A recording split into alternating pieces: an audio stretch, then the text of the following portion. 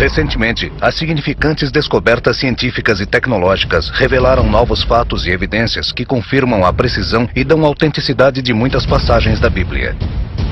Os Segredos da Bíblia destaca essas novas tecnologias, assim como as recentes descobertas arqueológicas que confirmam as muitas histórias, afirmações e anotações encontradas na Bíblia.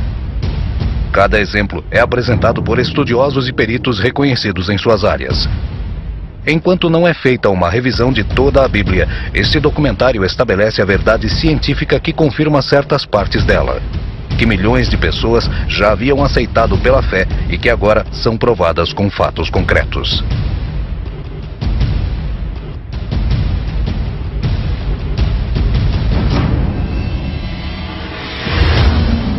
A Terra foi criada em um único momento? Pode Eva ter sido a mãe de toda a humanidade? E existe alguma prova científica de que o grande dilúvio de Noé realmente ocorreu? Você está prestes a descobrir quando revelarmos uma das mais espetaculares evidências já vistas.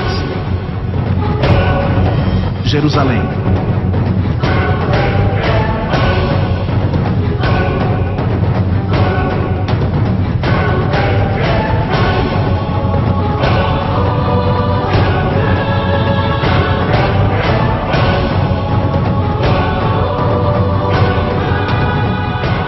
Os Segredos da Bíblia. Espalhado em 3 continentes, em 3 línguas, por 40 autores diferentes durante um período de 1500 anos, nenhuma coleção de literatura antiga é tão lida mundialmente, tão venerada e tão criticamente examinada quanto a Bíblia. Mas serão todas as palavras neste livro histórico as próprias palavras de Deus? As histórias contadas na Bíblia realmente aconteceram? E existe alguma evidência tangível que possamos ter em nossas mãos que prove que a Bíblia é verdadeira? Você está prestes a descobrir.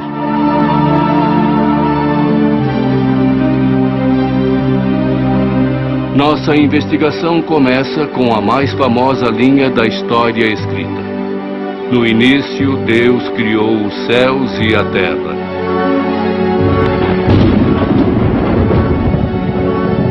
Mas isso é possível? Será que um Deus todo-poderoso criou o universo? O que a ciência moderna tem a dizer a esta pergunta? Basicamente, temos que acreditar que a matéria sempre existiu ou foi criada. Hoje, as evidências apoiam fortemente a teoria do Big Bang. Imagine por um momento tudo o que existe no vasto universo. Cada cordilheira, cada floresta, todo o corpo de água, todo o planeta distante. Tudo espremido em um pequeno ponto microscópico do começo de tudo. Os cientistas dizem que o universo explodiu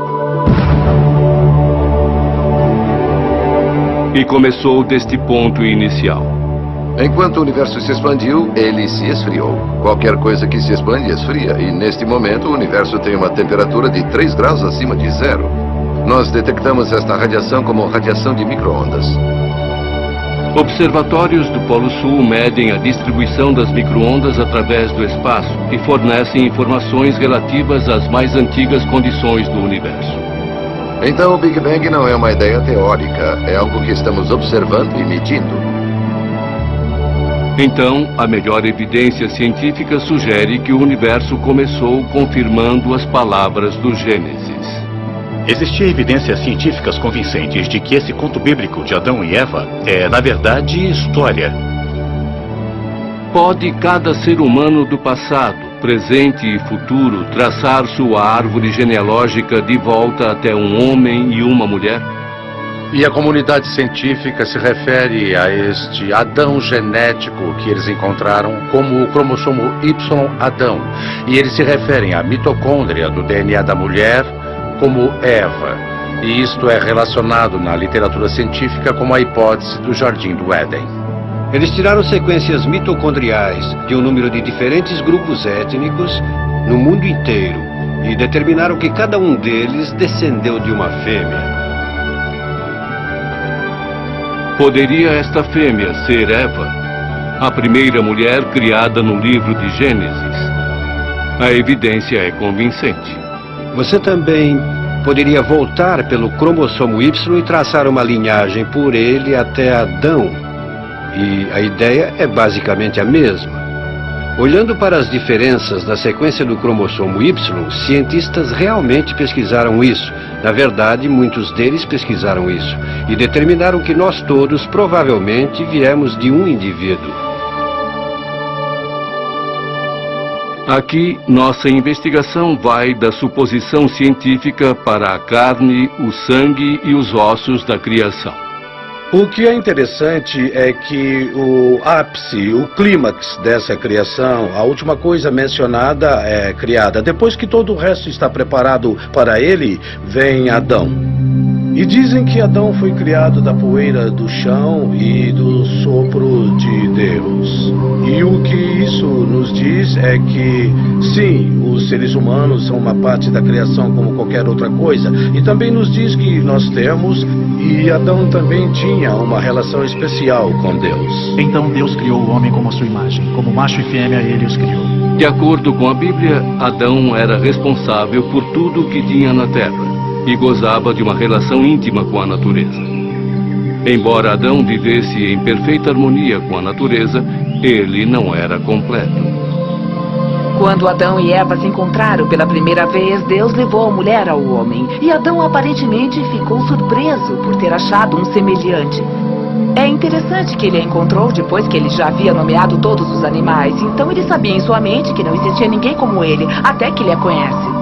Quando Adão foi criado, ele foi criado como um robô. Adão tinha livre arbítrio, então havia uma questão se ele ia obedecer a Deus ou não. Culturas antigas do deserto valorizam altamente o gosto das frutas. Não é nenhuma surpresa que o livro de Gênesis se utiliza da imagem de uma árvore frutífera para significar conhecimento. Eles estão na árvore do conhecimento sobre o bem e o mal, e é a serpente que se chama de Satanás conquista Eva e a faz cair em tentação. A serpente se utiliza de uma estratégia em sua visita. Ela questiona a confiabilidade do trabalho de Deus. E agora a serpente que está tentando Eva pergunta: será que é mesmo verdade que você não pode comer de nenhuma das frutas do jardim? Então Eva diz: bom, me deixe ver ao certo. Não podemos tocar ou comer da árvore do conhecimento do bem e do mal. E é essa a função da árvore do conhecimento do bem e do mal, da qual Deus falou a Adão para que não comesse dela. Aqui é o ponto dessa questão. Não há nada de mal em comer da árvore do bem e do mal. A questão é: será que Adão vai obedecer a Deus, mesmo quando ele não entender as razões? Ou será que ele pensará que sabe mais do que Deus e comerá a fruta?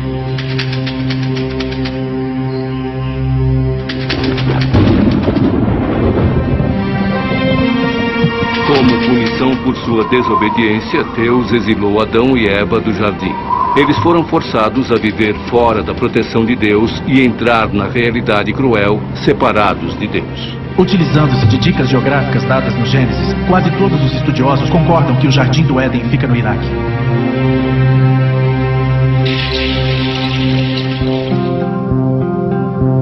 De acordo com o livro de Gênesis, a expulsão do paraíso inicia um tempo de maldade sem precedentes. Baderna e violência correm soltas pela terra. Irmão assassina irmão. Este é o pano de fundo de uma das histórias mais controversas do Velho Testamento. A história de Noé e sua arca. Quando chegamos ao tempo de Noé, Deus havia sido paciente até este ponto, mas agora ele está determinado a pôr um fim à humanidade pecadora através de uma inundação. Eu trarei uma inundação de águas sobre a terra para destruir toda a carne, e tudo que está na terra irá morrer. Noé obedeceu a Deus e preparou sua família. A família de Noé carregou o barco com comida e com os animais que logo repovoariam a terra. Inicialmente cético, o povo da época de Noé pediu misericórdia. Mas era tarde demais, e Deus fechou as portas da arca.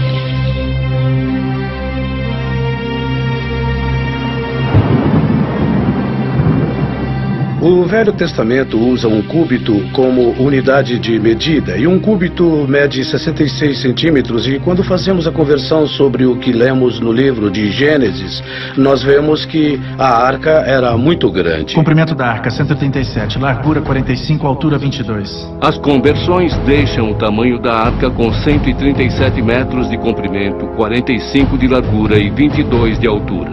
Fotos de satélite do Monte Ararat, na Turquia. Mas certamente uma inundação catastrófica deixaria impressões geológicas e antropológicas. Então, para evidências sobre a inundação de Noé, o que realmente procuramos são evidências de processos catastróficos, processos de um cataclismo, operando em uma escala regional, talvez hemisférica ou até escala global. E quanto mais procuramos, é isso que encontramos. Uma coisa que podemos esperar são bilhões de coisas mortas, enterradas em camadas pedregosas sob a água por toda a Terra. E é exatamente o que encontramos em registros geológicos. Um registro de muitas coisas enterradas subitamente, incluindo animais muito grandes enterrados por inteiro. Como a teoria da inundação global se encaixa com sítios geológicos como Grand Canyon? Contamos coisas diferentes sobre sua história. Da forma como o evolucionista aprendeu a pensar, como eu fui ensinado a pensar, como todos nós aprendemos a pensar em nossa educação. Que o processo presente se encaixa em tudo. Então você vê este canyon de 28 quilômetros e aqueles pequenos rios lá embaixo. E aquele rio está, suponho, fazendo alguma erosão. No ritmo atual, o rio levaria milhões e milhões de anos para cavar o Grand Canyon. Mas a criação pode ser uma ideia diferente.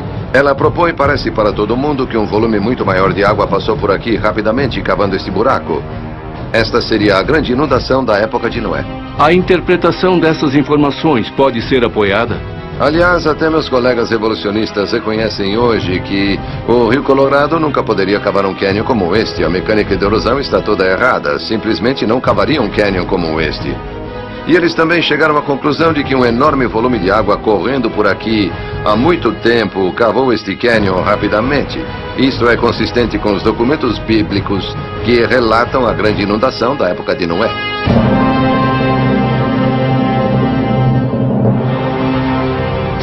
No próximo bloco, será que as cidades originais do pecado, Sodoma e Gomorra, existiram de verdade? E existem fantásticas profecias científicas no livro de Jó? O filho de Adão. Caim inventou a agricultura. Ele foi também o primeiro a ser assassinado. O livro de Gênesis.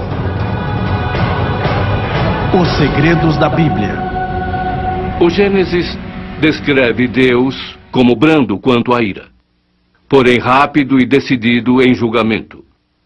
Talvez nenhuma história do Velho Testamento demonstre a intensidade da cólera de Deus mais vividamente do que a tragédia de Ló e sua família. A história de Sodoma e Gomorra é sobre pecado e sobre punição. É sobre Deus decidindo que ele já teve o suficiente sobre a justiça e maldade e ele agirá, destruindo tudo. Após uma briga territorial com seu tio Abraão, Ló decidiu levar sua caravana para fora dos portões de Sodoma e Gomorra, um lugar conhecido por seus costumes terrivelmente pecaminosos. Por fim, Ló se dirigiu à cidade, mesmo Deus enviando mensagens de que Sodoma e Gomorra seriam devastadas por causa de seus pecados. Ló sofreu muito em Sodoma. Aqui estava ele entre todas essas pessoas que, como conta as histórias, eram muito más com os estrangeiros. Ele é um estrangeiro querendo se adaptar, mas sem obter sucesso. Podemos aprender com essa história. Então, quando os anjos vieram resgatá-lo, o resto da cidade o perseguiu. A família de Ló fugiu em pânico. Temos esta pequena informação de que a esposa de Ló decide olhar para trás, talvez em arrependimento ou pensando se realmente queria deixar aquele lugar, e ela se transforma num punhado de sal. A explicação mais óbvia para a destruição de Sodoma seria um evento sísmico. Um grande terremoto que liberou um monte de matéria. A Bíblia fala de muito fogo que acaba incendiando Sodoma. As evidências nesse sítio são de que os prédios estão queimados. Os arqueólogos acreditam que as ruínas de Sodoma e Gomorra descobertas a sudeste do Mar Morto estão sobre uma linha falha. As evidências sugerem que os prédios começaram a queimar pelos telhados. Os geólogos vão mais adiante. A pressão de um terremoto pode ter emitido betume e enxofre, substâncias presentes na área. A densa fumaça relatada por Abraão era compatível com o fogo de tal material. Sodoma e Gomorra são citadas em literaturas secundárias, todas entre o período do Segundo Templo e no período do Novo Testamento. São mencionadas especificamente no Gênesis Apócrifo, um dos pergaminhos do Mar Morto.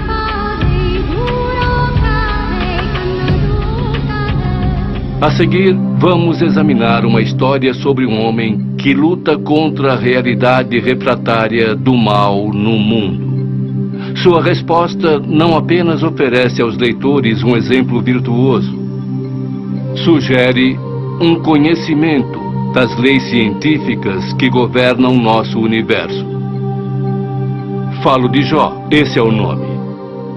Jó foi um homem que viveu há uns 3.500, 4.000 anos. Não sabemos exatamente onde ele viveu, mas sabemos que ele era bem rico. Ele era um fazendeiro criador de gado. Era bastante abençoado por Deus em termos de riqueza e saúde, boa família, excelente reputação na comunidade. No início do livro de Jó, os leitores são introduzidos a uma cena do tribunal celestial, onde essas figuras chamadas de filhos de Deus, a quem chamaríamos mais tarde de anjos ou como servos de Deus, por assim dizer, que vem reportá-los sobre as atividades.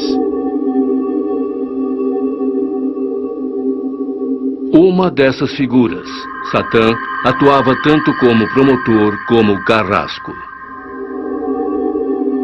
E a petição de Satã a Deus era de que este homem era justo porque Deus lhe dera muito conforto. E Satã quis fazer um experimento. Vou tirar tudo dele e aposto que Jó irá rebelar-se contra o Senhor.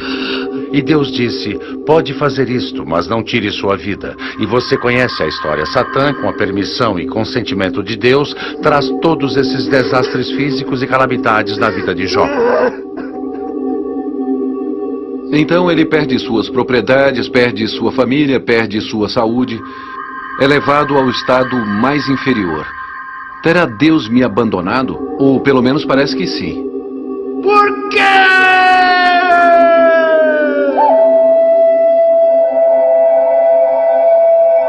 O livro de Jó presenteia os leitores com um antigo dilema ético.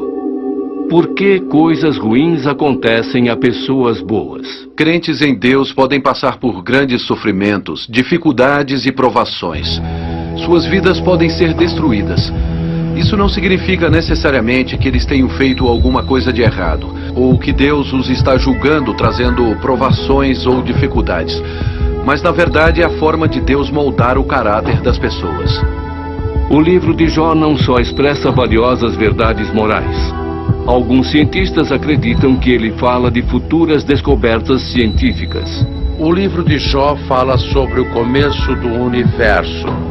E como um começo além da matéria, espaço e tempo. É o primeiro livro da Bíblia que fala sobre a expansão do universo. Foi Fred Hoyle, o famoso astrônomo britânico, que primeiro falou que a Bíblia é fantástica sobre o que diz a respeito da cosmologia. O passado do universo pode ser reconstituído a um começo da matéria, energia, espaço e tempo. Como um livro escrito há muitos séculos antes do advento da ciência moderna, poderia conter uma informação tão intrigante. Um dos temas dominantes que se vê no livro de Jó é sobre Deus criando a vida em seu melhor estado, em seu melhor projeto, mas não apenas a melhor forma de vida, mas também o melhor relacionamento ecológico.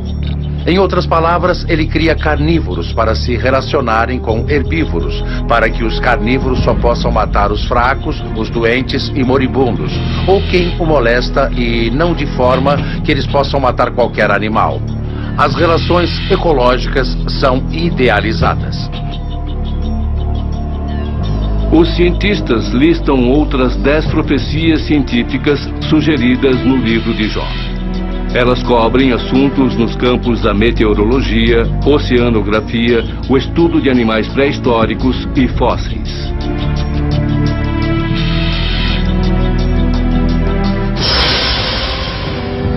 No próximo bloco, Abraão, José e Moisés. Estes homens são lendas ou realmente homens de carne e osso? A expressão, a pele dos meus dentes, vem do livro de Jó. Jó 19:20.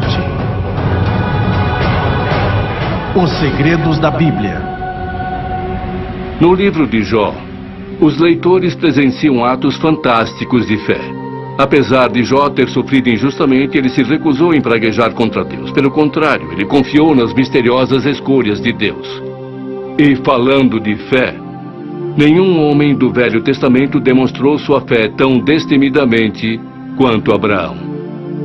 Através da maior parte da história da vida de Abraão, sua mulher Sara não consegue ter filhos, mesmo com os dois tentando isso por muitos anos. Então é uma fonte de frustração para eles. Como é possível que Abraão seja pai de uma grande nação, quando depois de repetidos esforços e súplicas, sua mulher Sara continuava estéril? O milagre da promessa de Abraão é que muitos anos se passam e Sara não dá um filho a Abraão. Ela está quase com 90 anos antes de conceber este filho. E este milagre, sozinho, a incompreensibilidade de como uma mulher com 90 anos pode dar à luz a uma criança. É uma promessa, novamente, de que Deus agiu, de que Deus mantém as suas promessas. Abraão foi recompensado por sua fé constante. Ele recebeu seu tão esperado filho, o herdeiro de sua promessa. Abraão e Sara criaram Isaque para servir ao Senhor, enquanto o garoto servia como uma lembrança viva da lealdade de Deus.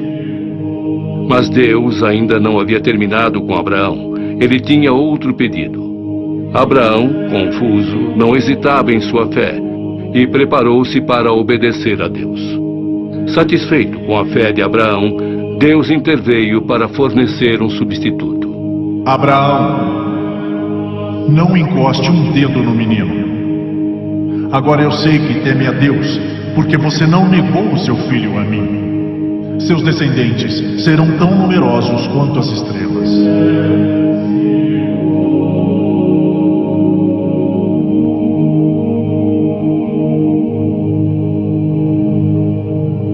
Os céticos negaram a existência da cidade de Abraão, Ur dos Caldeus, até que escavações do começo do século XX descobriram a torre de um templo na boca do Eufrates, na Mesopotâmia. E o nome Abraão aparece em registros da Mesopotâmia. Agora, um dos descendentes mais famosos de Abraão é José, filho de Jacó. A história de José realmente decola quando Jacó dá a ele uma vestimenta especial. O status de José como sendo o filho favorito criou a inveja entre os irmãos. Dada a oportunidade, eles conspiraram contra ele. Os irmãos venderam José como escravo e contaram uma mentira de partir o coração de seu pai. Disseram a ele que José havia morrido.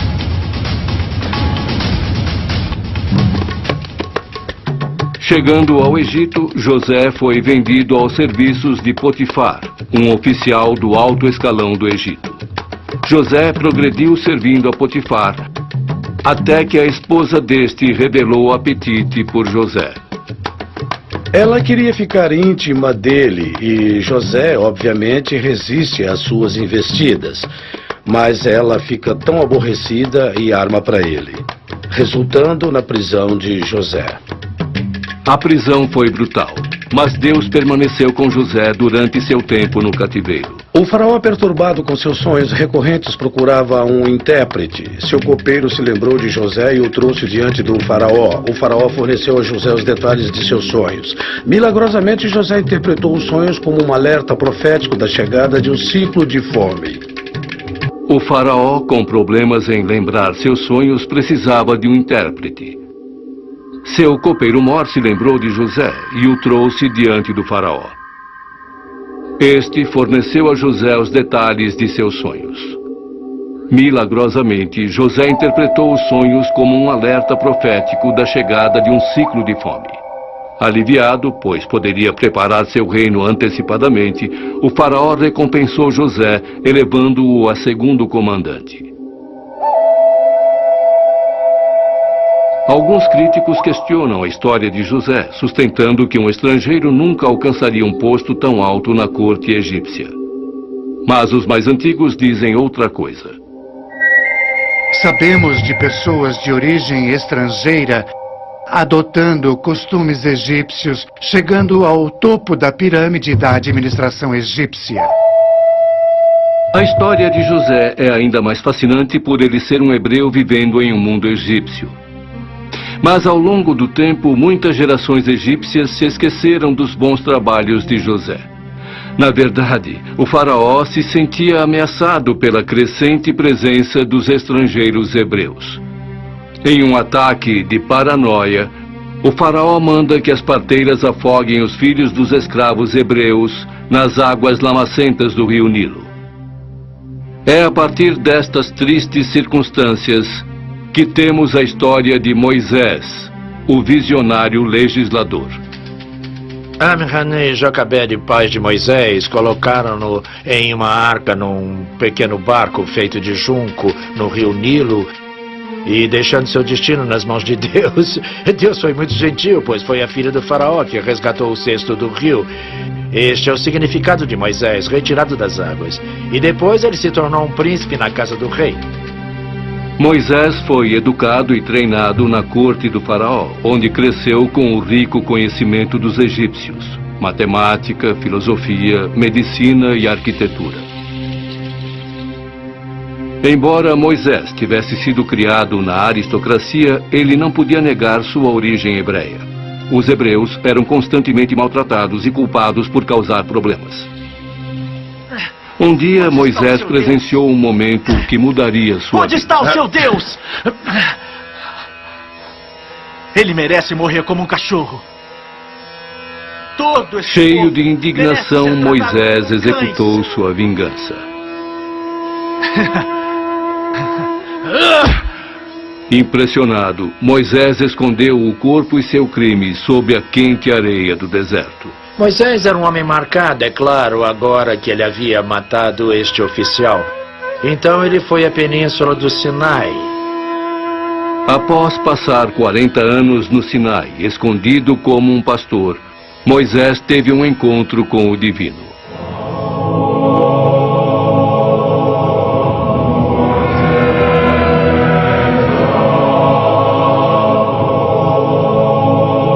O êxodo dos hebreus do Egito começa com uma escapada milagrosa da perseguição do faraó.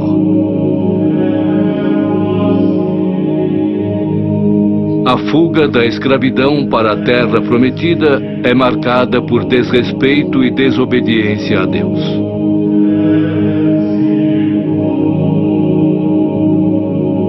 Moisés é chamado novamente para entregar uma mensagem corretiva para o povo descrente.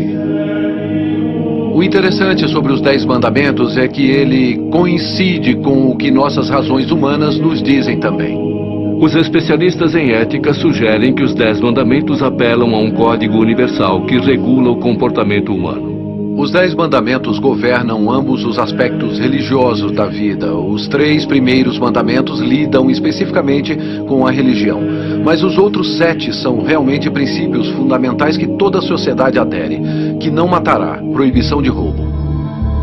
Os 10 mandamentos se apoiam como uma fundamentação ética para o estabelecimento de futuras liberdades civis. A Declaração da Independência fala sobre a verdade evidente e própria que todos os homens, todo ser humano, são criados iguais. e que temos direitos alienáveis, não dos governadores, mas dados a nós por nosso Criador.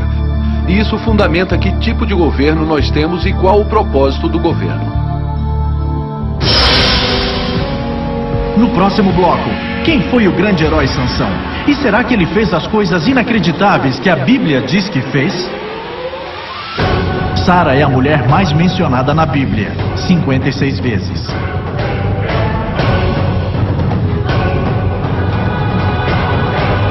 Os segredos da Bíblia. No mundo, portanto, Moisés é celebrado como um visionário corajoso. Na verdade, de acordo com a Bíblia, seu encontro com Deus produziu os princípios morais nos quais a maioria das civilizações modernas se apoia. Lembre-se, Moisés nasceu sob a ameaça de morte. Nosso próximo herói tem um começo mais promissor. Seu nome é Sansão. Quando Sansão nasceu, seus pais lhe passam o que chamamos de votos nazirenos.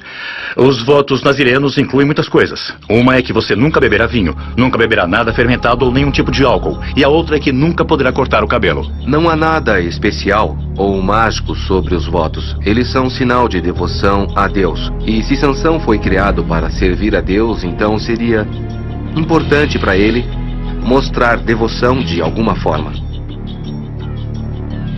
Em uma época de opressão brutal, sob o domínio dos filisteus, Sansão emergiu como um líder de grande força física.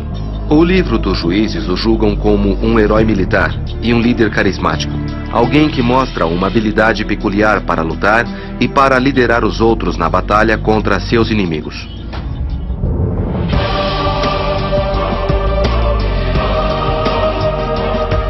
Sua força física rivalizava com sua fraqueza moral.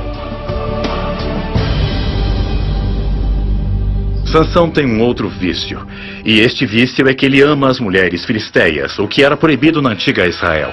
Mas ele as ama, e a mulher que ele mais ama é Dalila.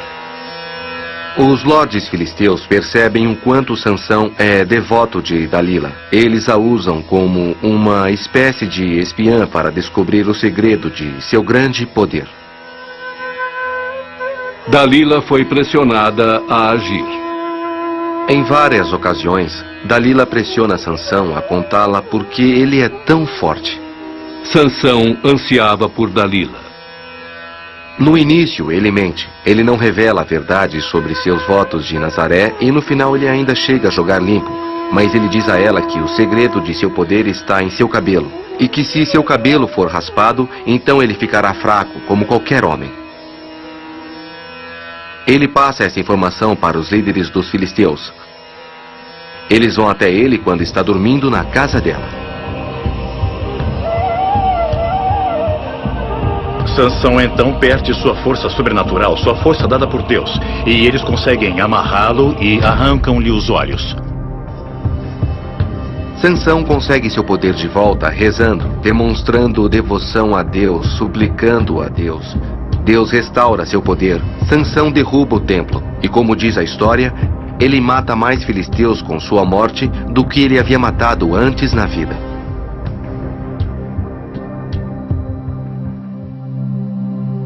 A busca de Sansão por prazer lhe custou sua liberdade. Mas as cordas dos filisteus não podiam amarrar sua determinação. Hoje o mundo procura por líderes que combinam a coragem e a força de uma pessoa como Sansão com a sabedoria e o senso crítico de um sábio. Todas estas qualidades podem ser encontradas neste último herói, Davi. Deus enviou Samuel a Belém para a família de Jessé para anunciar que Davi seria o próximo rei. A escolha de Deus por Davi foi estranha, porque não era um ancião. E também o que é que as pessoas procuravam? Elas procuravam pelo maior indivíduo, pelo mais forte. Davi logo teria a oportunidade de se provar competente como líder. E claro, essa é a famosa história de Davi e Golias. Davi novamente está de volta com as ovelhas, enquanto seus irmãos estão no exército lutando contra os filisteus. Mas os filisteus eram superiores tecnologicamente a Israel. Os filisteus usavam armas de ferro, portanto, deixando Israel em desvantagem tática. A única vantagem estratégica dos judeus era o controle das terras altas, dificultando o ataque dos filisteus. Os filisteus tinham recorrido a um costume antigo que era a batalha dos campeões. Então eles colocaram o seu campeão Golias para desafiar um campeão de Israel. O rei Saul fez uma declaração a seus soldados: o homem que matar o gigante receberá riquezas, sua filha como esposa e viverá livre de impostos. Ainda assim, os soldados tinham medo. Ninguém quer enfrentá-lo. Então Davi chega para trazer o almoço para seus irmãos no campo de batalha e ele escuta que isto está acontecendo e fica pessoalmente ofendido, que ninguém tem coragem de lutar contra Golias. Não porque ele acha que consiga derrotar Golias com sua própria força, mas porque ele conhece o poder do seu Deus. Então Davi aceita o desafio e faz o que mais ninguém quer fazer, que é enfrentar Golias. Davi se jogou aos pés do destino divino. Agora Davi utilizou uma espécie de estilingue, uma funda, e imaginamos crianças brincando com estilingues, mas estas são armas de verdade. Os exércitos utilizavam estas armas e dentro do exército de Israel, os guerreiros benjaminitas eram peritos no uso da funda.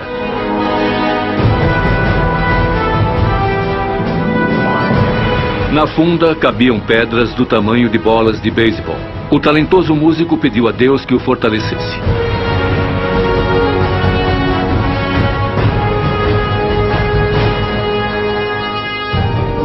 Os céticos discutem há muito tempo que Davi era uma lenda inventada por um bando de nômades inconsequentes.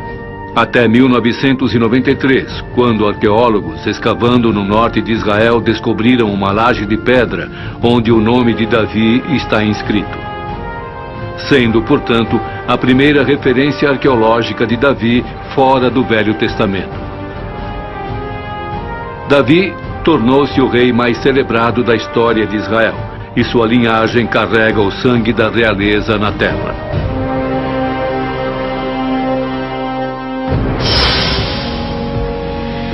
No próximo bloco, o que os cientistas escavaram nos anos 60 que prova a precisão da Bíblia? O primeiro livro da Bíblia, Gênesis, vem da palavra grega que significa início.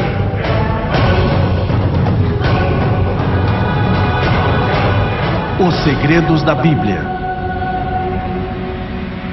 Mais de 400 anos se passam entre o último livro do Velho Testamento, Malaquias, e a chegada do professor religioso, para o qual o nascimento, vida e milagres logo serviriam para formar o curso da história da humanidade.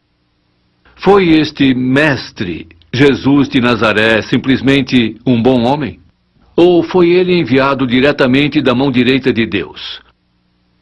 Vamos dar uma olhada na vida de Jesus como registrado nos evangelhos do Novo Testamento, Mateus, Marcos, Lucas e João.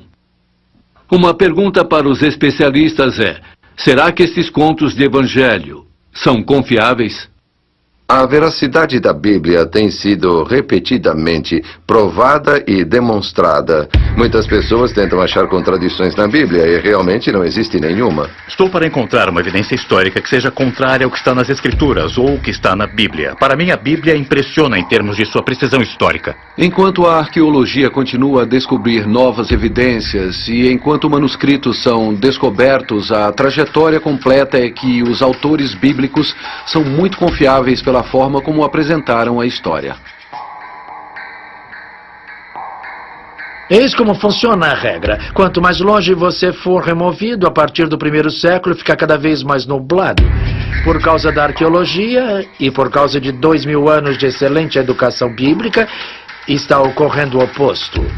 Estamos tendo uma imagem cada vez mais clara e certeira do que está acontecendo. Não existe nenhuma evidência histórica que desaprove a Bíblia. Para examinar a confiabilidade da Bíblia, de que tipo de prova vamos precisar? Frequentemente, quando falamos sobre provas, as pessoas pensam em algo como uma prova matemática. Eles querem algo sólido, como 2 mais 2 igual a 4.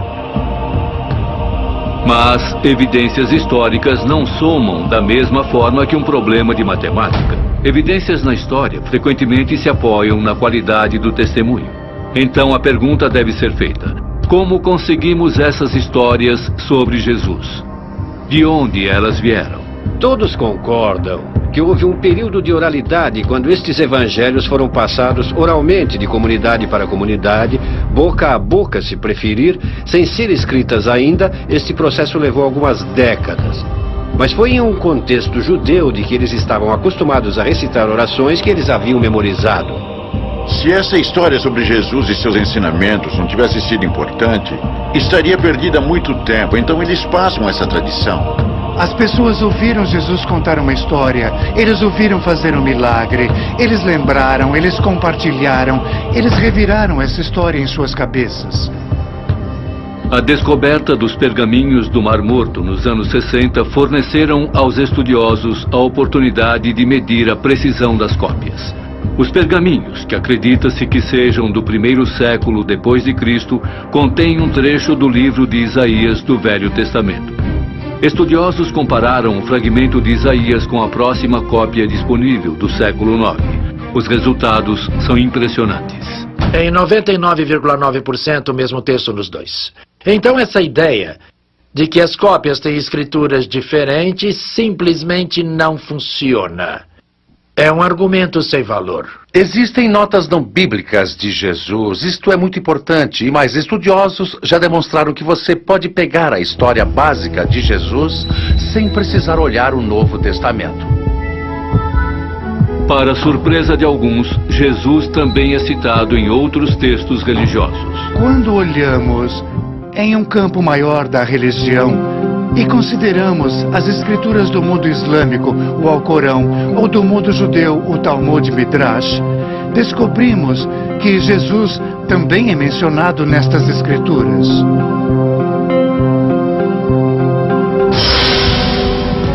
No próximo bloco, que provas existem de que Jesus realmente existiu? E existe alguma evidência de que ele realmente fez milagres? O rei Davi é o mais mencionado na Bíblia, 1118 vezes.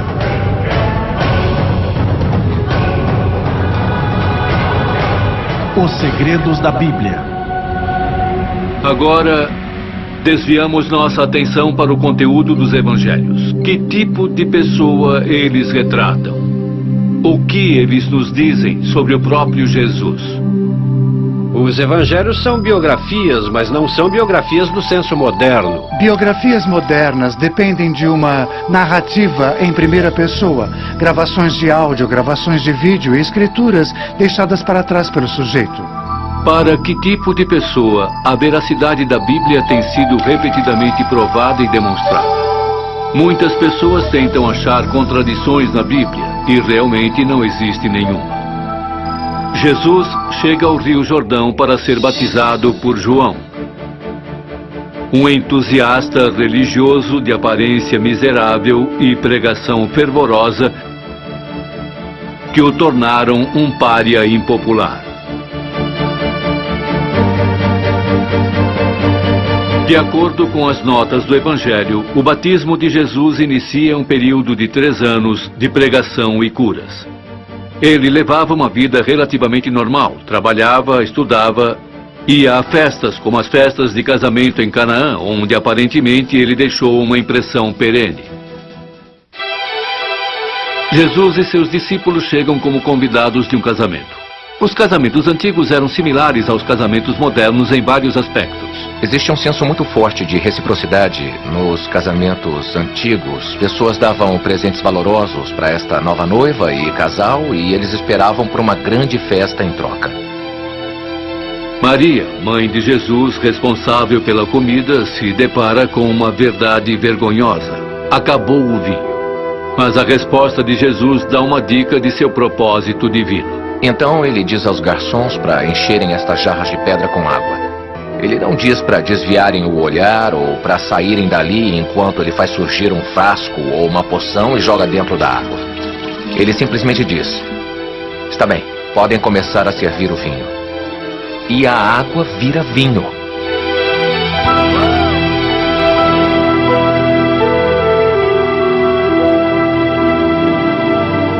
Os arqueólogos encontraram grandes pedaços de jarras de pedra do mesmo tipo das que o Evangelho diz que Jesus usou quando transformou água em vinho em um casamento judeu na cidade galileia de Canaã. Acredita-se que esta igreja em Canaã é o local em que Jesus fez seu primeiro milagre. No próximo bloco, o que arqueólogos descobriram que definitivamente prova que uma das mulheres mais notáveis da Bíblia realmente existiu. Matusalém é a pessoa mais velha que já existiu. Ele morreu com 969 anos. Livro de Gênesis. Os segredos da Bíblia. Os evangelhos nos dizem que enquanto Jesus andava pela região curando os defeituosos e pregando o perdão dos pecados, um plano maligno contra seu primo João Batista estava se desenrolando. João Batista, aparentemente, havia ofendido Herodes Antipas, o governador da Galileia, e Heródias, sobrinha e nova esposa dele, ao denunciar publicamente a relação deles como algo inadequado. Então Heródias conspirou com sua filha Salomé para silenciar João Batista de uma vez por todas. A celebração do aniversário de Herodes forneceu a ocasião perfeita para seu plano malvado. Evidentemente, o show montado foi tedioso. Então, sua querida segunda esposa Herodias, para esquentar as coisas, pôs sua filha dançarina Salomé para fazer uma dança sensual, o que evidentemente virou a cabeça de Herodes. Então ele disse: "Peço o que quiser que será seu, mesmo que seja metade do meu reino." Então Salomé, ao invés de fazer o óbvio e pedir metade do seu reino, pediu pela cabeça de João Batista, que estava na prisão do palácio. Herodes cumpre sua promessa ao levar para Salomé e sua mão Heródias a cabeça do profeta. Igualmente fascinantes escavações arqueológicas recentes dão luz à confiabilidade desta história do Evangelho. O Novo Testamento também nos dá uma evidência importante sobre Herodes Antipas, em conexão com a história sobre a decapitação de João Batista, que aparentemente aconteceu aqui. Essa história é lendária, mas o palácio de Antipas e a dança de Salomé aconteceu exatamente aqui, nessas ruínas. Eu vou lhes mostrar. Nós encontramos o pavimento. A escavação feita no norte de Israel em 2006 provou ser histórica.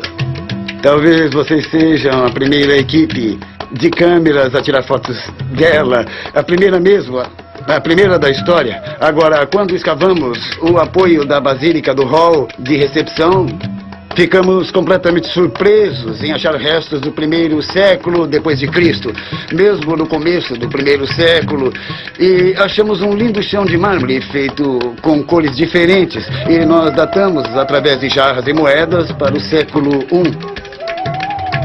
Já que todo mármore era tão caro e como todo mármore vinha dos palácios herodianos, estou quase convencido que este chão era parte desse famoso palácio.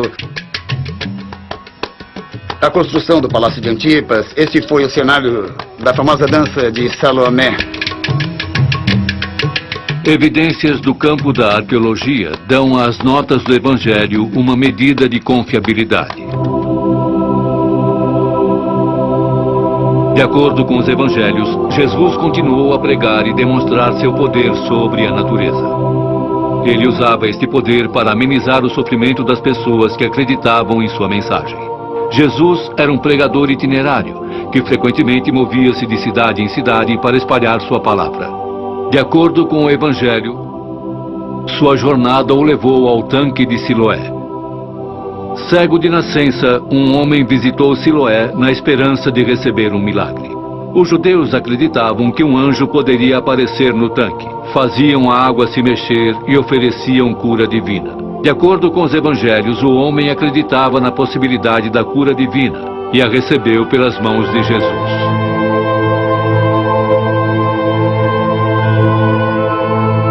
Mas existem evidências de que tal lugar existiu?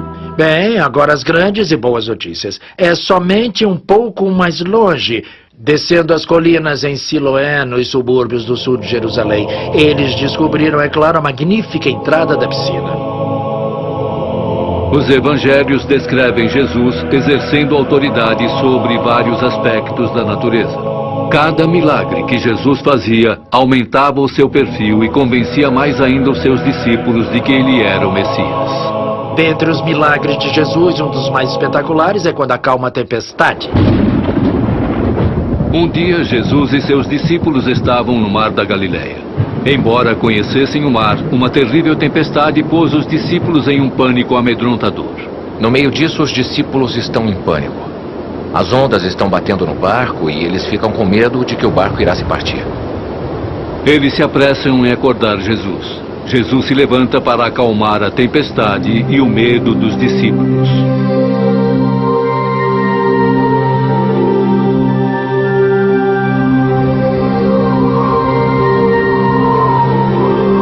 Novamente, este é um relato muito forte de sua autoridade, que toda a criação deve responder à sua palavra falada, porque ele é o maior. Mas será que os fatos básicos desta história são verossímeis?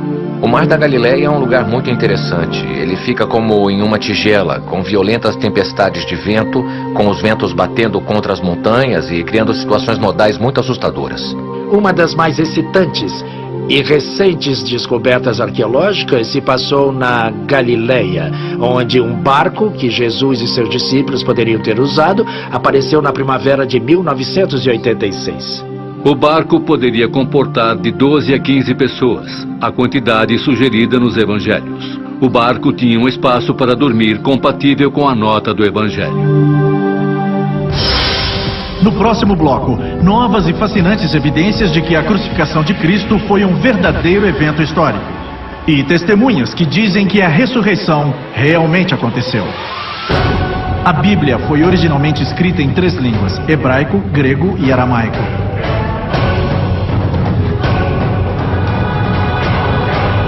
Os segredos da Bíblia.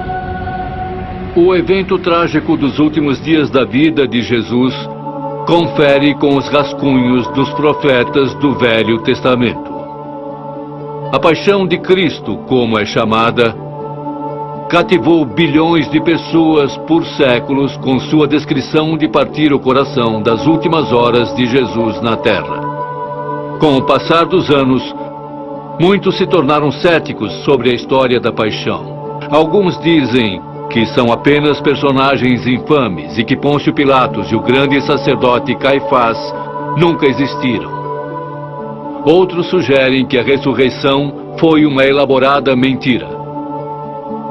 O que dizem nossos especialistas?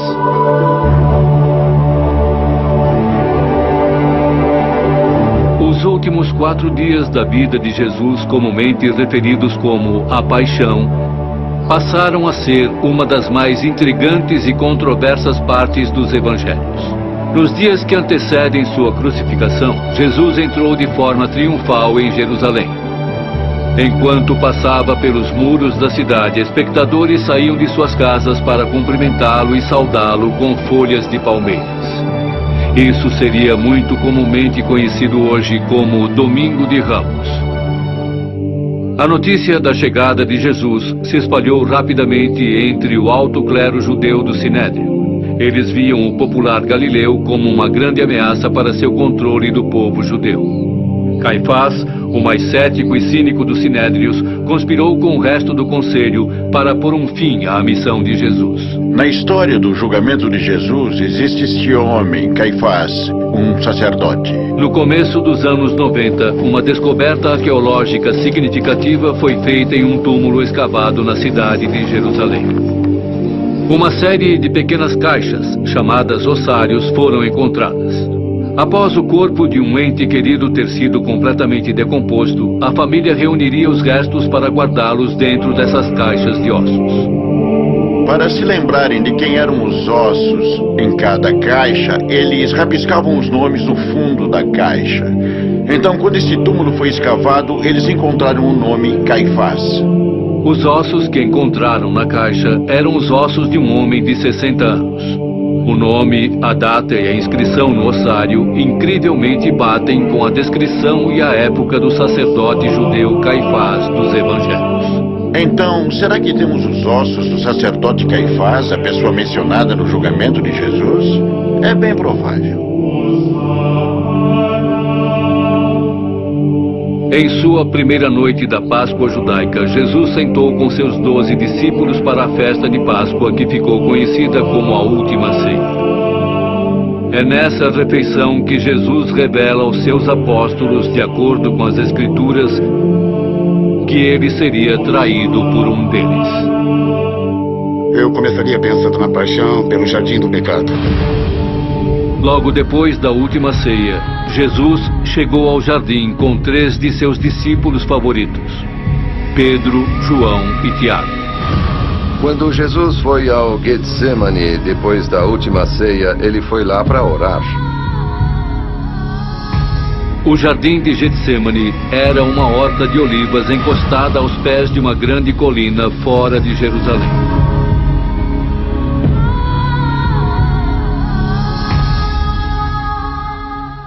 Enquanto os discípulos dormiam e Jesus orava na noite, Judas se encontrou sozinho no jardim com um soldado enviado pelo Sinédrio. Judas havia combinado com o soldado que ele marcaria Jesus com um beijo da morte.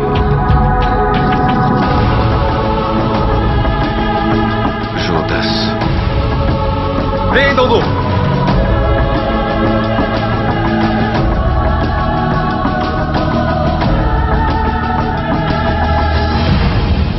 Jesus foi levado ao Sinédrio na casa de Caifás. Lá houve uma reunião para um julgamento clandestino na calada da noite. Jesus admitiu ao Sinédrio que ele era o Filho de Deus. Eles o pegaram. Queriam apedrejá-lo por blasfêmia depois disso. Jesus foi então levado ao governador romano Pôncio Pilatos para ser condenado à morte. Pôncio Pilatos é um personagem histórico e nós não temos dúvidas disso. Esse é um daqueles casos em que temos cobertura de sua existência e de seu trabalho e sabemos onde ele esteve e o que ele fez. Especialistas concordam que existe uma montanha de evidências que provam que Pilatos era o governador da Judéia na época da morte de Cristo. Existe uma inscrição que foi encontrada nos anos 60 por uma famosa equipe de escavação italiana que trabalhava em Cesareia. A equipe de escavação tirou uma pedra que era parte de uma escada do século IV. Entretanto, quando eles viraram a pedra, viram que ela tinha sido reutilizada e que era, na verdade, do século I. Quando eles a viraram, encontraram parte de uma inscrição, e nessa inscrição você pode ler claramente a palavra Pôncio Pilatos, mostrando que ele era o governador da área. Uma das funções de Pilatos era a produção de moedas para a região. Também havia moedas da época de Pôncio Pilatos. Sabemos as datas em que ele foi governador da Judéia e sabemos as datas dessas moedas. Então, colocando essas duas coisas juntas, sabemos que temos moedas que foram feitas por Pôncio Pilatos. Por muitos séculos, nenhum registro de onde Jesus foi julgado antes de ser crucificado havia sido descoberto. Mais tarde descobriu-se que ele ocorreu na Torre Antônia, o quartel-general da milícia romana em Jerusalém. Foi aqui que Jesus foi condenado à tortura.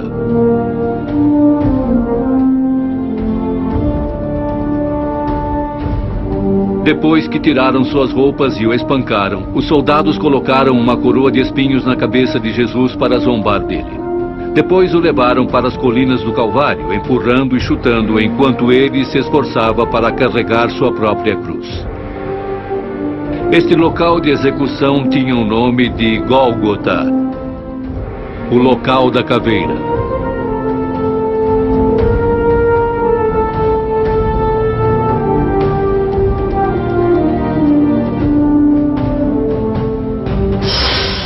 No próximo bloco, poderia Jesus ter sobrevivido à sua brutal crucificação e meramente fingiu voltar à vida?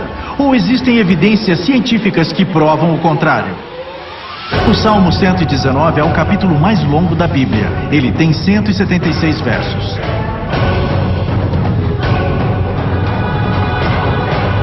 Os segredos da Bíblia. Todos vimos a crucificação de Jesus, retratada dramaticamente em pinturas, peças de teatro e também em filmes. Mas como alguém passa por esta forma tradicional de execução bárbara? Temos muitas evidências literárias de crucificações. Jesus não foi a única pessoa a ser crucificada. Era uma prática relativamente comum. Era uma execução horrível e costumava ser usada para o que era considerado um crime horrendo. A cruz usada na Palestina na época era mais parecida com o que chamam de cruz alta, e o que ele carregava seria a madeira horizontal apenas. A parte vertical já estava no chão. Enquanto Jesus se esforçava para subir as ruas irregulares e cheias de pedras de Jerusalém, sua condição física deteriorou. Jesus já estava próximo da morte quando carregava a sua cruz pelo Calvário. Conforme o volume de sangue cai, a pressão sanguínea também cai. Então os batimentos cardíacos aceleram e podemos entender isso, pois Jesus está carregando a cruz até o Calvário. Ele não consegue se livrar disso. Quando Jesus chega ao topo da colina, foi jogado ao chão, e seus braços foram esticados contra a madeira horizontal e pregados na cruz. Ao contrário das crenças populares e descrições da crucificação, os pregos utilizados para prender Jesus na cruz não foram pregados na mão. Um prego atravessado na mão não aguentaria o peso do corpo. Ele rasgaria a pele e Jesus cairia da cruz. Eles eram fincados na base da mão, bem abaixo do que chamamos de palma. Assim não haveria forma de a pessoa se libertar. Não só o pulso era um bom local de ancorar, era também uma forma de maximizar a dor, pois um grande nervo passa pelo túnel carpal dentro do pulso. Este prego, ao atravessar, esmaga o nervo mediano, o que causa uma dor torturante, porque é pior do que bater o seu cotovelo ou um osso sensível. Isso não é nada comparado com o que aconteceria se você imaginar só batendo contra o cubital. O quanto seria pior se você pegasse um alicate e esmagasse o cubital. Toda vez que Jesus se endireitava para cima para aliviar o peso de seu corpo para que pudesse respirar, o prego pressionava o final do nervo, causando uma dor incrível. Conforme os romanos levantavam sua cruz e a encaixavam no chão, todo o peso dele era suportado por seus pulsos naqueles pregos. Literalmente é uma experiência excruciante. E a palavra excruciante, ela vem do latim ex crucio e significa fora da cruz, ex crucio. Assim, a dor envolvida é muito grande. Para ter certeza de que o homem permanecesse na cruz e para ficar ainda mais difícil para ele subir para respirar, os romanos pregaram seus pés à madeira vertical da cruz. Arqueólogos fizeram uma fascinante descoberta quando acharam o ossário ou caixa de ossos de um homem com uns 20 anos chamado Yohanan. A idade do carbono encontrado nos ossos provaram que Yohanan viveu e morreu na mesma época de Jesus. Quando começaram a tirar os ossos da caixa para organizá-los, eles encontraram algo muito incomum. No osso do tornozelo deste homem havia um prego de 20 centímetros atravessado, e havia porções de madeira mostrando que esse prego havia atravessado também uma madeira. Esta descoberta arqueológica forneceu aos historiadores evidências físicas de crucificações do século I. O processo inteiro é planejado pelos romanos para causar a maior quantidade de dor, a maior quantidade de humilhação. E é, na verdade, a mais horrível forma de execução feita pelo homem.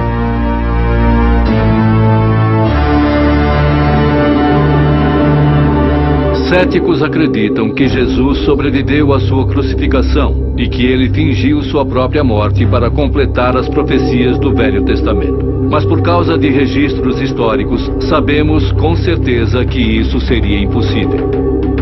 Algumas pessoas tentam dizer que Jesus desfaleceu na cruz e, de alguma forma, saiu da cruz vivo. Em primeiro lugar, se uma pessoa que estava sendo executada pelos romanos não morresse ao final do processo, os responsáveis pela execução seriam eles próprios executados.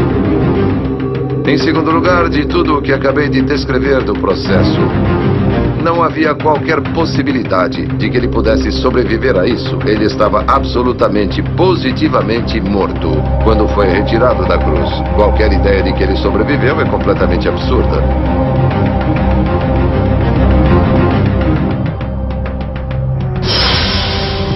No próximo bloco, uma nova religião está nascendo e seus seguidores estão dispostos a morrer por suas crenças. Será que isso prova que o Novo Testamento é fato puro e incontestável? O primeiro livro impresso em 1455 por Johannes Gutenberg foi a Bíblia.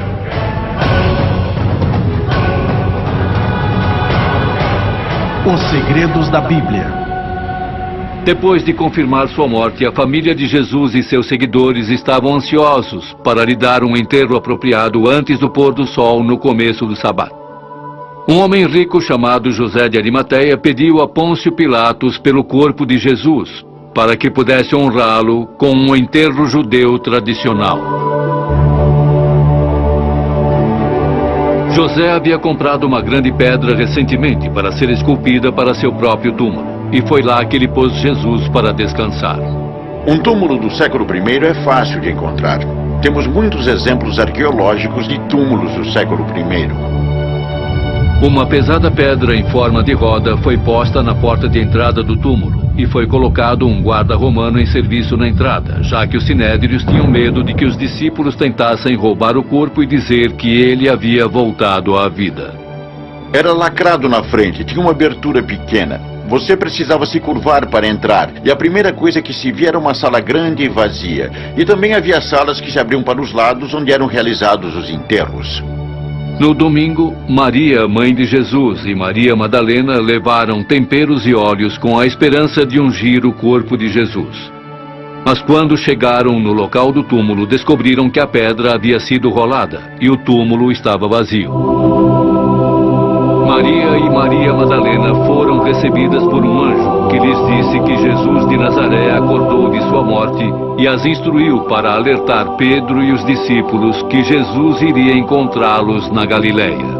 As mulheres não eram consideradas testemunhas confiáveis em tribunais. É, portanto, incomum que a primeira linha de testemunhos para a ressurreição de Jesus venha das mulheres nos evangelhos. O testemunho de uma mulher no século I não era nem válido, não tinha valor num tribunal. Se a igreja estava inventando a ressurreição, certamente não escolheria as mulheres para serem a primeira linha de defesa. Era quase uma certeza de que o túmulo foi encontrado vazio. A polêmica judia original contra a ressurreição presume que o túmulo estava realmente vazio. Tendo acordado da morte, Jesus primeiro apareceu para Maria Madalena. Mestre! Depois ele apareceu para dois estranhos que não o reconheceram. Ele andou sozinho com eles enquanto eles contavam a fantástica história do carpinteiro simples da Galileia que foi erroneamente crucificado. Jesus finalmente apareceu entre os apóstolos que estavam fascinados e não podiam acreditar em seus próprios olhos. Depois que Jesus ressuscitou, ele apareceu para as pessoas, apareceu para Pedro, apareceu para os 12. Ele apareceu para 500 uma única vez. E apareceu durante um período de 40 dias. Muitas pessoas dizem que foram alucinações. Isso é impossível de acordo com psicólogos hoje em dia. Outra peça-chave de evidência para a história da ressurreição é que os fiéis e testemunhas mantiveram que Jesus ascendeu para o céu em virtude da perseguição dos sinédrios. Em algumas poucas semanas, eles estão nas ruas de Jerusalém, onde Jesus foi crucificado. Lá nas ruas de Jerusalém, desafiando a liderança religiosa e proclamando Jesus como Messias e sua ressurreição. Os discípulos foram transformados de céticos que tinham medo de se identificarem com Jesus para corajosos proclamadores de suas ações e ressurreição. Eles estão nas ruas, pregando que Jesus ressuscitou e estão dispostos a serem perseguidos e mortos por isso. Muitos dos discípulos foram brutalmente perseguidos pelo que eles acreditavam ser verdade. Os apóstolos assumiram grandes riscos para compartilhar Cristo. Eles foram perseguidos, alguns assassinados. Estevão, por exemplo, foi apedrejado até a morte. Alguns foram espancados e largados para morrer na esperança de que foram mortos, mas sobreviveram. Por suas próprias confissões, eles fizeram o que fizeram porque estavam convencidos de que viram Jesus vivo fisicamente após sua crucificação. Todos os 4 começam com Jesus indo para o céu, mas somente o livro de Atos de Lucas mostra o que acontece no segmento interventor entre o fim do reinado de Jesus e o nascimento de uma igreja. As histórias nos Atos relatam o início da igreja, começando através dos apóstolos que conheciam Jesus em pessoa. Mas com o tempo, as sementes da fé se espalharam pela terra, influenciando crenças em todas as partes do mundo. Aqui temos o registro de como todas essas pequenas moléculas de fé, por assim dizer, foram plantadas e como elas cresceram no que é hoje o fenômeno de maior sucesso considerado estatisticamente na história do mundo. Lucas, o evangelista, foi creditado para escrever o livro dos Atos. Seu estilo de escrita técnica precisa autentica sua autoridade. Bom, Lucas era médico de profissão, ele era um homem muito educado e erudito. E se você olhar para a linguagem de Lucas e seus atos, verá na verdade uma classe grega. O fantástico sobre o livro dos Atos é o realismo absoluto. É história de primeiro escalão. Mas podemos realmente acreditar no que Lucas nos diz? São os eventos descritos no livro dos Atos verdadeiros registros dos tempos? Ou foram estas histórias embelezadas ou mesmo fabricadas simplesmente para avançar sua mensagem sobre Jesus? Será que foi tudo apenas uma falsificação elaborada? Nem mesmo os críticos do cristianismo acreditam que este seja o caso. Eles podem acreditar que se confundiram, que poderiam ter tido experiências espirituais, mas certamente não uma falsidade intencional de qualquer espécie. E esperar que eles levassem isso para o resto de suas vidas, propagando essa inverdade, que eles sabiam que era falsa.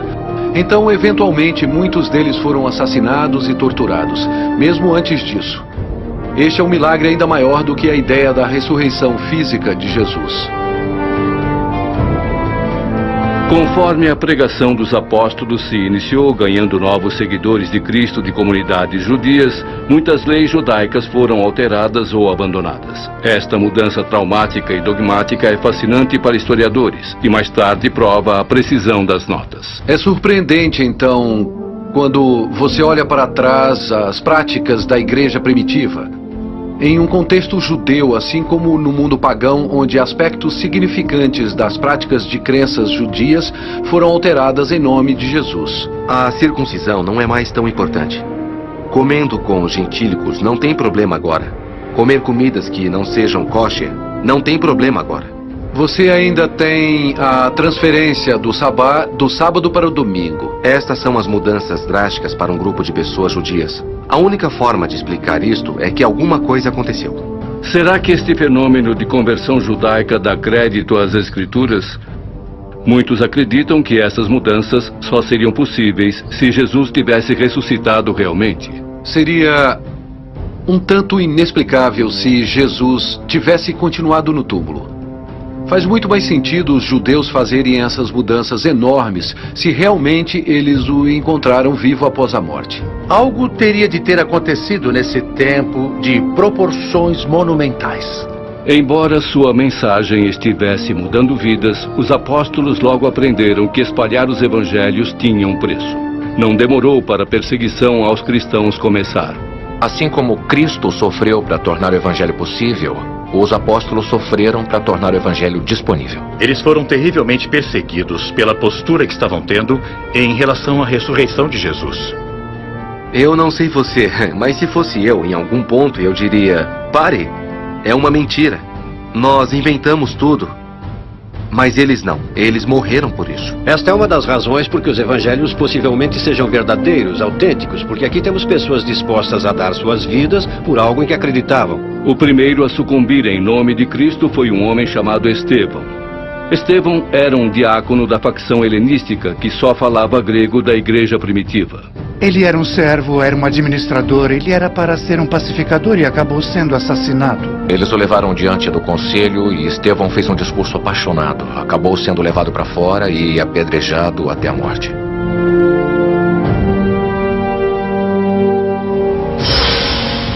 No próximo bloco, existe prova de que o monstro assassino Paulo viajou para Malta e Roma?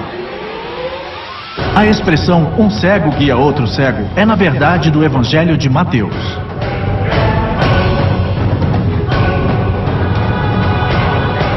Os segredos da Bíblia. Este conto de um mártir tem uma virada peculiar. Um dos perseguidores de Estevão, um homem presente em sua execução, se tornaria um dos membros mais importantes da igreja primitiva e o foco do livro dos Atos. Ele era um fariseu de Tarso e para os primeiros cristãos era o símbolo da crueldade e da intolerância. Seu nome era Saulo. Ele era um verdadeiro homem de carne e osso da história. E acredita-se que escreveu uma grande porcentagem do Novo Testamento.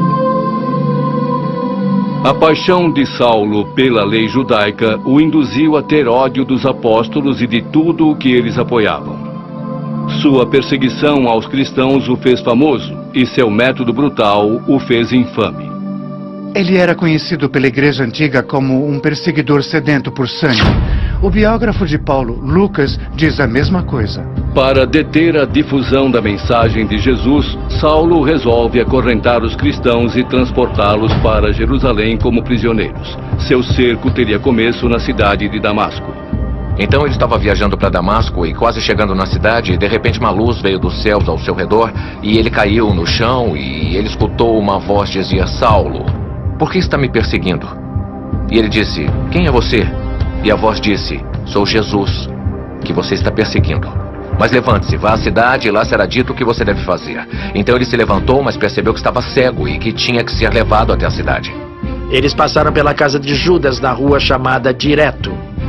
Aí o chefe cristão de Damasco, chamado Ananias, que foi requisitado para batizá-lo, e é claro que Ananias deve ter dito: você só pode estar brincando, senhor, este é o chefe dos perseguidores.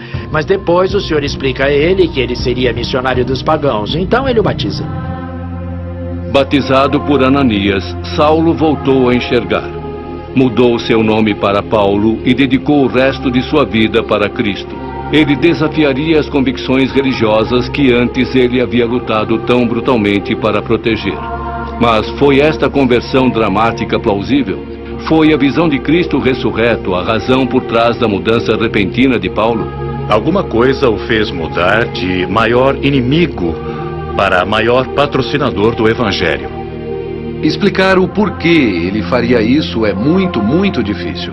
Fora qualquer teoria de esquizofrenia ou qualquer outro tipo de problema psicológico. De acordo com historiadores, o local retratado na conversão de Paulo está lá até hoje. Você pode ir para Damasco e ainda ver a rua chamada Direto. Em árabe é chamada de Darbi al-Mustaqim, o caminho reto.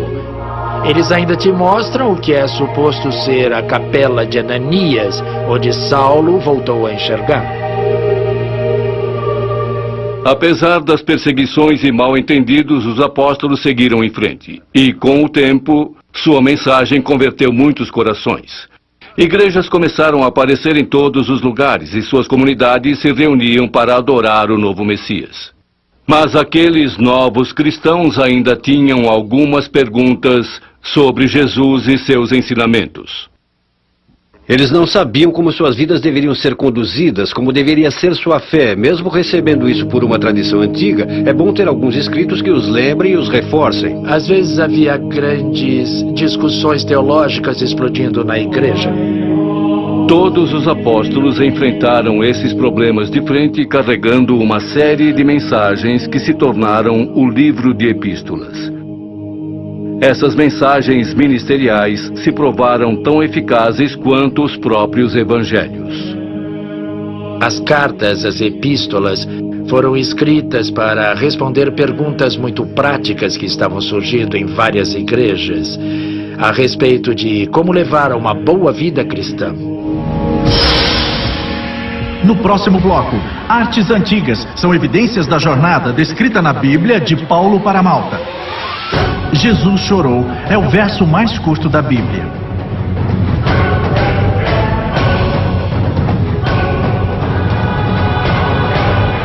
Os segredos da Bíblia. À medida que as cartas e ensinamentos dos apóstolos se espalharam pelo mundo antigo, as sementes do cristianismo germinaram. Mas o destino de Paulo estaria longe de ser florido. Como Estevão antes dele, sua incansável pregação sobre a morte e ressurreição de Jesus trouxe para si sua prisão, julgamento e execução. Mas não antes que Paulo viajasse para cá, a ilha de Malta, onde, de acordo com a Bíblia e historiadores, ele fez algumas de suas façanhas mais milagrosas.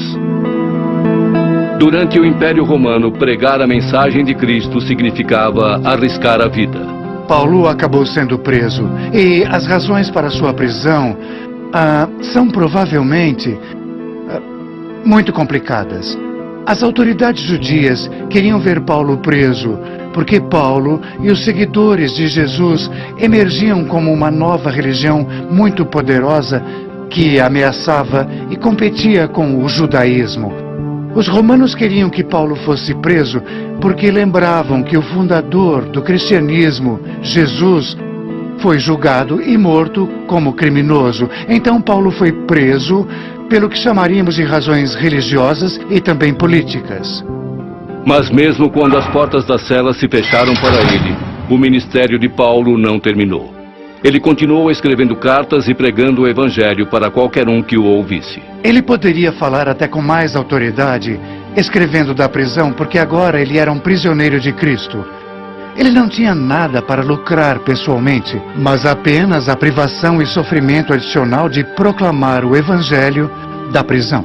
Descobertas arqueológicas recentes em Israel atestaram os detalhes das cartas de Paulo na prisão e até o próprio desenho de sua cela. E os 2 buracos da cela representam de forma muito bonita a vida de São Paulo. Em Cesareia, na prisão, foi um choque encontrá-la, foi uma linda descoberta. Porque pode explicar como São Paulo conseguiu escrever suas cartas na prisão. Essas ruínas dão vida às cartas de Paulo, confirmando a descrição de seu cativeiro e reforçando a autenticidade de sua história. As janelas são viradas para a rua, do outro lado do muro, o que significa que os prisioneiros recebiam sua comida e mantimento de seus parentes e amigos do lado de fora. Se você ler as cartas sobre São Paulo, este é exatamente o caso. Paulo continuou este ministério de dentro da cela até finalmente decidir apelar para o governador de Roma. Isso o levaria à sua jornada mais perigosa até então. Ele apelou a César dizendo: "Eu sou cidadão romano e tenho direito de apelar a César." Então ele foi a este tribunal de apelos e eventualmente foi enviado em um navio para Roma. Viajar não era exatamente seguro nesse período antigo, particularmente pelo mar. Então, em Atos 27, tem a história de uma jornada muito perigosa pelo mar que Paulo fez enquanto preso. Enquanto ele estava preso neste navio, um violento vento do Nordeste desceu e causou uma tempestade que virou um furacão. E havia os marinheiros de temporada que estavam no barco e que estavam muito assustados, com medo e convencidos de que iriam morrer. Mas então Paulo tem uma visão e um anjo diz a ele: "Não se preocupe, Paulo, todos aqui irão viver." Então o barco bateu contra pedras da ilha de Malta. Todos se seguraram a pedaços de madeira, remaram até a costa e todos sobreviveram. E esta profecia se realizou. Enquanto os tripulantes do navio fizeram sua apresentação, Paulo começou a espalhar sua mensagem para a comunidade maltesa. Vivendo neste lugar, conhecido hoje como a Gruta de São Paulo, ele pregou os evangelhos para os insulanos que nunca haviam tido ensinamentos cristãos antes. Paulo se aproveita de seu tempo ocioso, digamos assim, e prega e proclama o evangelho. O povo maltês ficava enlevado com as palavras de Paulo. Mas suas façanhas os assombravam mais ainda. As Escrituras dizem que Paulo começou a curar todos os doentes da comunidade, e ele próprio sobreviveu a uma picada mortal de cobra bem diante dos olhos de todos. Mas esta não foi a única marca deixada para trás. Estudiosos dizem que esta imagem, um retrato do menino Jesus e Maria, foi pintada pelo apóstolo Lucas durante sua estada com Paulo na ilha. Peregrinos que visitaram este lugar o chamaram de Gruta de Nossa Senhora por séculos. Muitos afirmam que esta pintura é prova inegável de que os discípulos desembarcaram aqui. Mas o que quer que seja que as relíquias signifiquem, não há como negar a influência de Paulo na ilha de Malta. A conversão da comunidade maltesa demonstra o verdadeiro poder da fé. Mas o obstáculo final de Paulo, nem mesmo um homem como ele poderia superar. Até sua chegada em Roma, ele estava vivendo confinado, cumprindo 2 anos de prisão. Agora Paulo iria a julgamento diante do imperador Nero. E como testamento final de sua fé extraordinária, Paulo seria executado por decapitação.